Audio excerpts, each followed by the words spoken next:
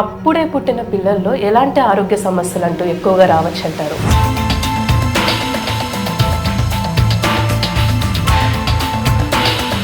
They lose their temperature, వాళ్ళు చల్లబడిపోతారు. చల్లబడిపోవడం అనేది major complication చూసుకోవాలి. Hypoglycaemia is a complication. మళ్ళీ సో న్యూనటల్ జాండీస్ గురించి ఆలోచించుకోవాలి మనం. కొందరికి జెనెటిక్స్ మెటబాలిక్ ఇష్యూస్ ఉంటాయి.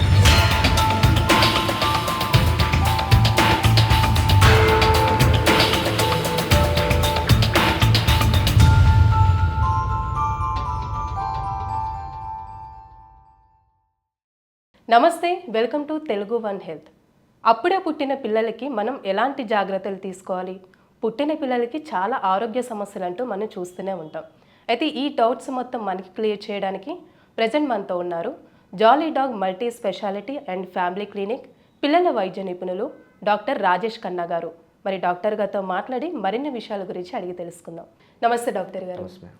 డాక్టర్, ఇప్పుడు అప్పుడే పుట్టిన పిల్లల్లో మనం చూసుకున్నట్లయితే జనరల్గా ఎలాంటి ఆరోగ్య సమస్యలు అంటూ ఎక్కువగా మనకి కనిపిస్తూ ఉంటే అసలు ఎందుకు వస్తాయి అంటారండి? న్యూ బోర్న్ బేబీస్కి యూజువల్గా కాంప్లికేషన్స్ హైపోథర్మియా. వాళ్ళు టెంపరేచర్ తొందరగా లాస్ అవుతూ ఉంటారు వాళ్ళ ఒంట్లోంచి. వాళ్ళ ఒంట్లో ఉండే టెంపరేచర్ కన్జర్వ్ అవ్వాలి అంటే మనం చుట్టూ మంచిగా ర్యాప్ చేయాలి, కవర్ చేయాలి. గ్లౌజ్, సాక్స్, క్యాప్ అన్నీ వేర్ చేయాలి. ఎస్పెషల్లీ ప్రీటర్మ్ బేబీస్కి అయితే తొందరగా వాళ్ళు టెంపరేచర్ లూజ్ అవుతారు.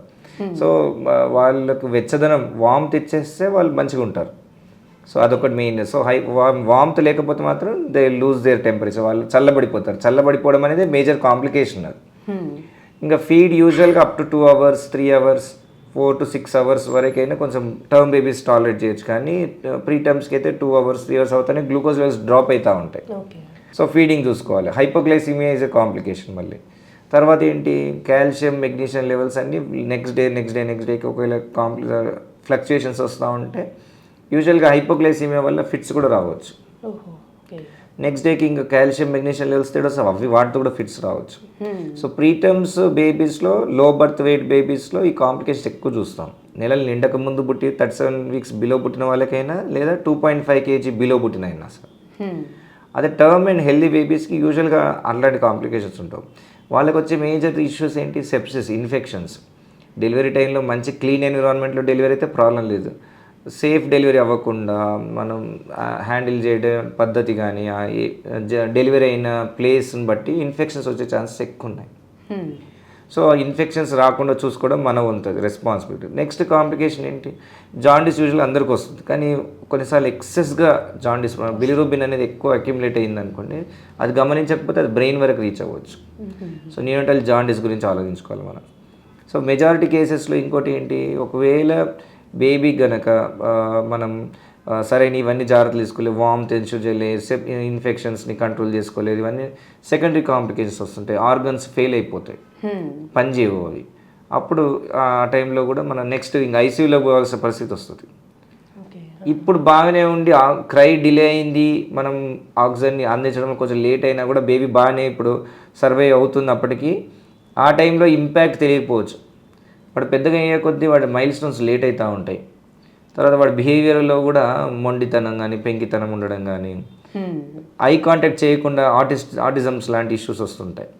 ఇవన్నీ రూట్ కాజ్ ఇక్కడ డెలివరీ టైంలో వాళ్ళ బ్రెయిన్కి ఆక్సిజన్ అందకుండా ఉండేది ఇక్కడ కారణం ఉంటుంది. కానీ అది ఎంబడి తెలియదు కదా మనకి, ఫ్యూచర్లో కానీ తెలుస్తుంది అలాంటి కాంప్లికేషన్స్. ఇంకా ప్రీటర్మ్ బేబీస్కి అయితే ఇంకా ఐస్లో రెటినోపతి ఆఫ్ ప్రీమెచ్యూర్, ఆర్ఓపి అనే ఒక కాంప్లికేషన్స్ ఉంటాయి. వాళ్ళకి రెగ్యులర్గా ఐ చెకప్ చేయించాలి. హియరింగ్ కాంప్లికేషన్స్ వచ్చే ఛాన్స్ ఉంటాయి. సో వాళ్ళకి హియరింగ్ టెస్ట్ అసెస్మెంట్ చూసుకోవాలి. హార్ట్లో హోల్స్ ఉన్నాయి లేదు మనకైతే తెలిసేది స్క్రీనింగ్ చేసుకోవాలి. సో అల్ట్రాసౌండ్ పుట్టకముందు అయితే రెగ్యులర్గా చెకప్ చేసుకుంటారు యాంటీనేటల్గా. పుట్టిన తర్వాత బేబీ మీద అల్ట్రాసౌండ్ చేయమని బతిలాడాల్సి వస్తుంది. స్క్రీనింగ్ చేయించుకుంటే తెలుస్తుంది. అల్ట్రాసౌండ్ అబ్డామిన్ చేశాడు, అది రేడియేషన్ ఉండేది ఏమి ఉండదు.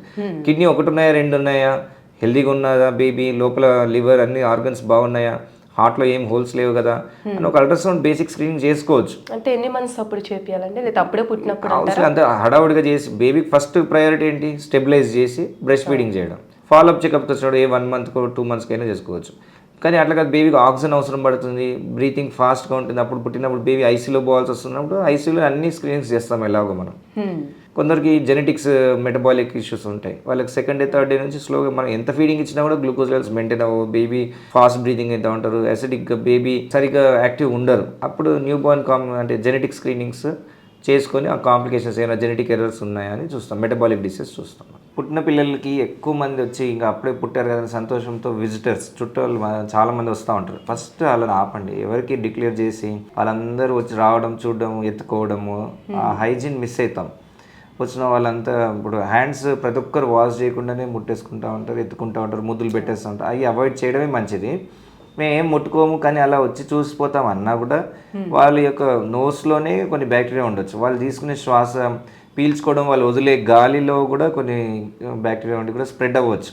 సో మనం ఎవరిని ఎమోషన్స్ హర్ట్ చేయట్లేదు, కానీ మనం వీలైనంత వరకు ఫంక్షన్స్ కూడా పెట్టుకోవద్దు, ఎక్కువ విజిటర్స్ని ఇంటికి రాకుండా చూసుకోవడం వెరీ వెరీ ఇంపార్టెంట్. అది నెక్స్ట్ మదర్కి తగినంత ప్రైవేట్ స్పేస్ ఉండాలి. ఆమె కొంచెం ఆమె పక్కన బాగా పాజిటివ్గా మోటివేట్ చేసే వాళ్ళు కానీ హుషారుగా ఉంచే వాళ్ళు ఉండాలి.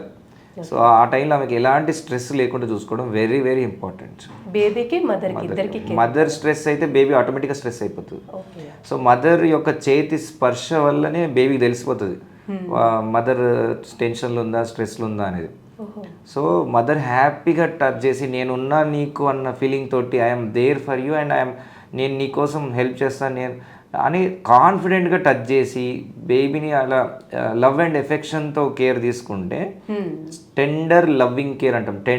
టెండర్ లవ్వింగ్ కేర్, ఈ వర్డ్ అండర్లైన్ చేసుకో, అంత టెండర్ లవ్వింగ్ కేర్ TLC అంటాం. అలా ఉంటేనే ఆ బేబీస్కి ఫ్యూచర్లో వాళ్ళ యొక్క గ్రోత్ డెవలప్మెంట్స్ కూడా అంత చక్కగా ఉంటాయి.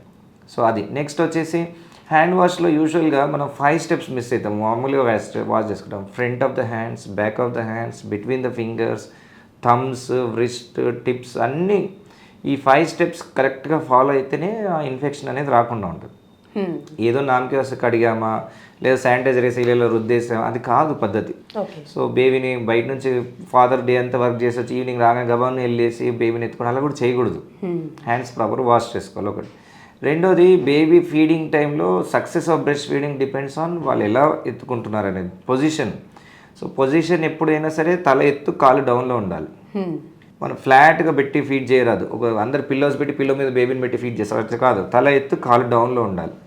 సో బేబీ తల ఎప్పుడు ఎత్తు కాలు డౌన్లోకి, baby facing towards mother, baby పొట్ట మదర్ టమ్మీకి టచ్ అవ్వాలి, ఈ చిన్ బ్రెస్ట్కి టచ్ అవ్వాలి.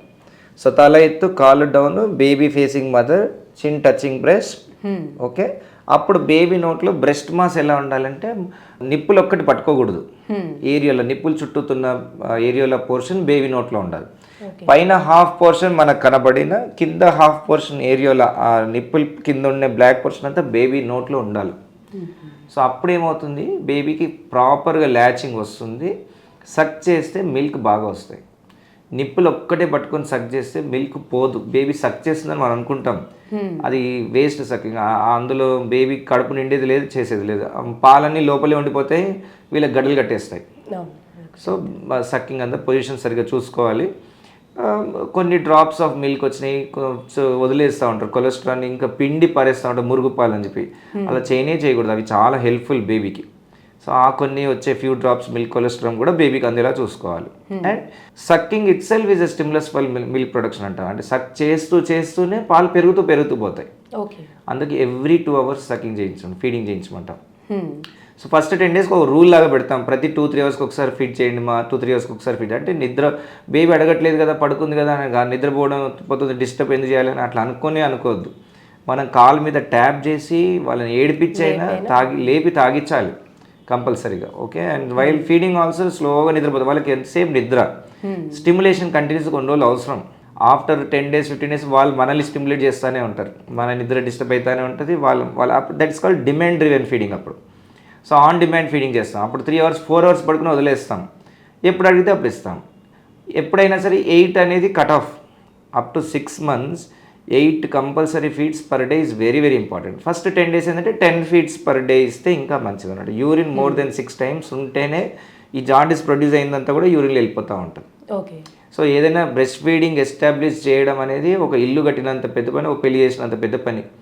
మీ బేబీకి ఎస్టాబ్లిష్ అయిపోయింది బ్రెస్ట్ ఫీడింగ్, బేబీ మంచి చక్కగా బ్రెస్ట్ ఫీడింగ్కి అలవాటు అయిపోయిందంటే ఇంకా ఇట్స్ గ్రేటెస్ట్ అచీవ్మెంట్. అంటే కొంతమంది బేబీస్ వన్ సైడే అలవాటు అయిపోయి ఎక్కువగా ఫీడింగ్ అట్టే తీసుకోవడం దట్స్ ఆల్ బికాస్ మనం ఇచ్చే పొజిషన్ని బట్టి. మనందరికి ఇట్లా యూజువల్గా లెఫ్ట్ సైడ్లో ఇట్లా హగ్ చేసుకుని ఇలా ఫీడ్ చేయడానికి చాలా ఈజీగా చేసేస్తుంటారు. ఈ రైట్ హ్యాండ్తో ఇలా పొజిషన్ చేసి ఫీడ్ చేయడంలోనే ఇబ్బంది పడుతూ ఉంటారు. సో ఆ టైంలో న్యాచురల్గా వాళ్ళకి ఆ పొజిషన్ సరిగా రాదు, ఇటు సైడ్ ల్యాచింగ్ సరిగా లేక అటు సైడ్ తక్కువ కేపబిలిటీ వస్తుంది. కానీ వీళ్ళు కొంచెం ఆ మాన్యువర్, ఈజీ మాన్యువర్ అదంతా నేర్చుకొని ఎలా పట్టుకోవాలనడానికి వాళ్ళకి ఆల్రెడీ చేతి కింద సపోర్ట్ పెట్టుకోవచ్చు. కానీ ఎట్టి పరిస్థితుల్లో తల ఎత్తు కాలు డౌన్ ఉండే పొజిషన్కి ఇట్లా ఆబ్లిక్గానే పోవాలి, ఇలా ఫ్లాట్గా పోవద్దు. అలా జాగ్రత్తలు తీసుకుంటే సరిపోతుంది. అయితే ప్రిఫరెన్షియల్ ఫీడింగ్ అయినప్పటికీ కొంచెం ఉంటుంది, కానీ మనం ఎవ్రీ ఫీడ్కి ఆల్టర్నేట్ చేసుకుంటూ పోవాలి. ఒకసారి ఫీడ్ రైట్కి ఇచ్చుకోవడం, ఒకసారి లెఫ్ట్కి. ఎట్టి పరిస్థితుల్లో ఇటు కొంచెం అటు కొంచెం ఇస్తే ఫస్ట్ ఎప్పుడైనా ఒక సైడ్ నుంచి బ్రెస్ట్ నుంచి వచ్చే పాలు ఫస్ట్లో చిక్కగా వాటర్గా వస్తాయి, లాస్ట్లో వచ్చి చిక్కగా వస్తాయి. 4 మిల్క్ ఫ్రంట్కి వచ్చి ఫస్ట్ వచ్చే మిల్క్ వాటర్, లాస్ట్కి వచ్చే మిల్క్ హైండ్ మిల్క్ చిక్కగా. ఆ 4 మిల్క్ ఏమో దూపని థర్స్ట్ని సాటిస్ఫై చేస్తుంది, లాస్ట్కి వచ్చే థిక్ మిల్క్ హంగర్ని సాటిస్ఫై చేస్తుంది. సో ఇటు సైడ్ మీరు కొన్ని తాగిచ్చేసి మళ్ళీ ఇటు సైడ్ కూడా తాగిచ్చారు అనుకోండి, బేబీ రెండు వైపులో నీళ్ళే తాగుతున్నట్టు. ఇటు side last milk hind milk మిగిలిపోయింది, ఇటు హైండ్ మిల్క్ మిగిలిపోతుంది. ఈ కాన్సెప్ట్ అర్థం చేసుకోవాలి వాళ్ళు. సో వాళ్ళకి తెలియదు కదా ఎప్పుడు ఏమిటి అవుతుందంటే స్లోగా అర్థమవుతూ ఉంటాయి అన్నీ. మనం చెప్పడం, అవేర్నెస్ క్రియేట్ చేయాలి ఫస్ట్, నాలెడ్జ్ క్రియేట్ చేస్తేనే వాళ్ళకి తెలుస్తూ ఉంటాయి స్లోగా అన్నీ.